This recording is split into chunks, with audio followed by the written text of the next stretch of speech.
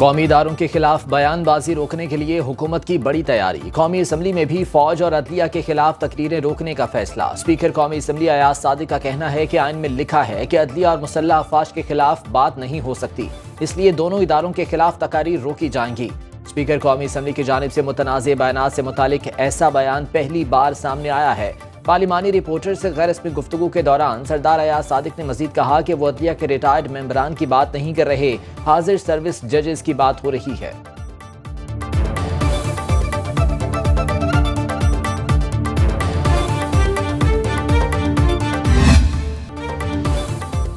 Supreme court practice and procedure ترمیمی ordinance پر عمل درآمد شروع۔ Justice Munib Akhtar practice and procedure committee سے باہر۔ چیف جسٹس قاضی فائز عیسیٰ نے جسٹس امین الدین کو کمیٹی میں شامل کر لیا۔ جسٹس امین الدین کا سینیورٹی لسٹ میں 5واں نمبر۔ چیف جسٹس اور سینئر جج جسٹس منصور علی شاہ کمیٹی میں شامل ہوں گے۔ نئے قانون کے مطابق ہر کیس اور اپیل کا ریکارڈ اور ٹرانسکرپٹ تیار کیا جائے گا۔ تمام ریکارڈنگز اور ٹرانسکرپٹ عوام کے لیے دستیاب ہوں گی۔ اس سے پہلے چیف جسٹس اور 3 سینئر ترین ججز کی کمیٹی مقدمات مقرر کرتی تھی۔ نئے کاروبار اور سرمایہ کاری کو آسان بنانے کے لیے حکومتی اقدامات۔ IMF کے نئے قرض پروگرام کے بعد نجکاری اور سرمایہ کاری میں بڑے اضافے کا امکان۔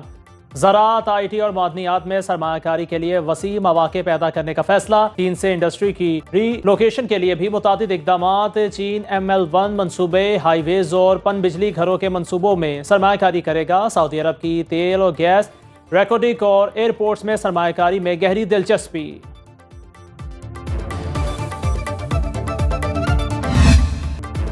قومی اسمبلی سے PTI کا وجود ختم۔ الیکشن ایکٹ میں ترمیم اور اسپیکر کے الیکشن کمیشن کو خط کے بعد پارٹی پوزیشن تبدیل۔ قومی اسمبلی سیکریٹریٹ کی جانب سے نئی پارٹی پوزیشن جاری۔ تمام 80 اراکین کو سنی اتحاد کونسل کا رکن ظاہر کیا گیا۔ PTI قومی اسمبلی میں 0 پر آ گئی۔ 23 مخصوص نشستیں بھی نون لیگ، پیپلز پارٹی اور JUI کو ملیں گی۔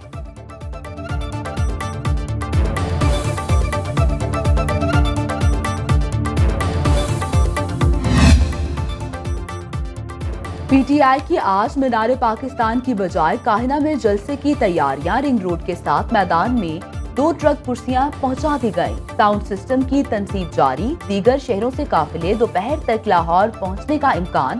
وزیر اعلیٰ خیبر پختونخوا خصوصی کنٹینر میں پشاور سے روانہ ہوں گے۔ KP سے ڈنڈا بردار بھی ساتھ لانے کا اعلان۔ رستے کی رکاوٹیں ہٹانے کے لیے کرینیں بھی قافلے میں شامل کر لی۔ حکومت نے جلسے کی شرائط پر مکمل عمل درآمد کی پوری تیاری کر لی۔ جگہ جگہ سیکیورٹی سخت۔ علی امین گنڈاپور کو پچھلے جلسے کے بیان پر معافی بھی مانگنا ہوگی۔ تحریک انصاف کو 7 بجے سے پہلے جلسہ گاہ خالی کرنا ہوگی۔ وزیر اعلیٰ خیبر پختونخوا علی امین گنڈاپور کے ناقابل ضمانت وارنٹ گرفتاری جاری۔ اسلام آباد کی انسداد دہشت گردی عدالت نے واسی قیوم عباسی، راجہ راشد حفیظ اور عامر قیانی کے وارنٹ گرفتاری بھی جاری کیے۔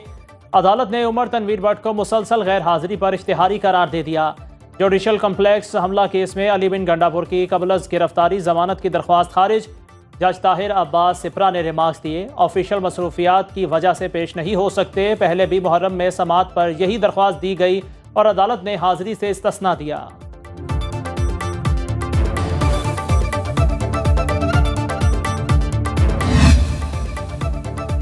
لاہور میں PTI کے کارکنوں کی گرفتاریوں کی تیاری۔ پولیس کے مطابق 9 مئی میں مفروش 3700 کارکنوں کی گرفتاری کے لیے اسپیشل ٹیمیں تشکیل۔ ٹیموں کو مفرور ملزمان کے ناموں کی فہرستیں فراہم کر دی گئیں۔ پولیس کی 12 ٹیمیں تشکیل دی گئی ہیں۔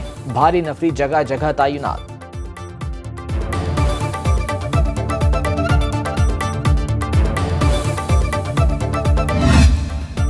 Chairman Peoples Party Bilawal Bhutto Zardari نے زندگی کی 36 بہاریں دیکھ لیں۔ بلاول بھٹو نے والدہ کی شہادت کے بعد پارٹی کے سیاسی معاملات سنبھالے۔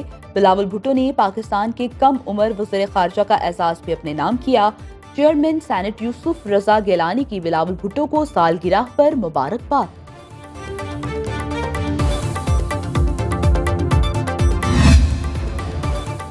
لاہور ہائی کورٹ میں وزیر اطلاعات پنجاب کی فیک ویڈیو کے خلاف دائر درخواست سماعت کے لیے مقرر۔ عظمہ بخاری کی فیک ویڈیو کے خلاف سماعت 23 ستمبر کو ہوگی۔ چیف جسٹس عالیہ نیلم سماعت کریں گی۔ عدالت نے DG FIA کو رپورٹ سمیت طلب کر رکھا ہے۔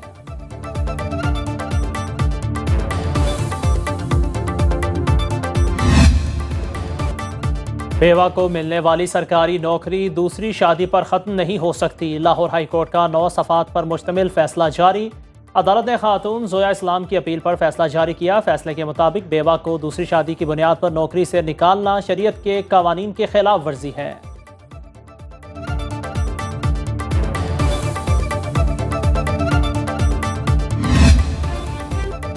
پاکستان سمیت دنیا بھر میں امن کا دن، عالمی سطح پر قیام امن کے لیے پاکستان کی کوششوں کی دنیا معترف۔ پاکستانی امن دستے اقوام متحدہ کے مشن کی تکمیل میں اہم کردار ادا کر رہے ہیں۔ صدر مملکت آصف زرداری نے اپنے پیغام میں کہا، پاکستان کا کردار عالمی امن کے لیے دنیا کے سامنے ہے۔ پاکستان قیام امن کی کوششوں کی حمایت کرتا ہے۔ وزیر اعظم شہباز شریف نے اپنے پیغام میں کہا، پاکستان کی حکومت اور عوام جنگ اور تنازعات سے پاک پر امن دنیا کے فروغ کے لیے عالمی برادری کے شانہ بشانہ کھڑے ہیں۔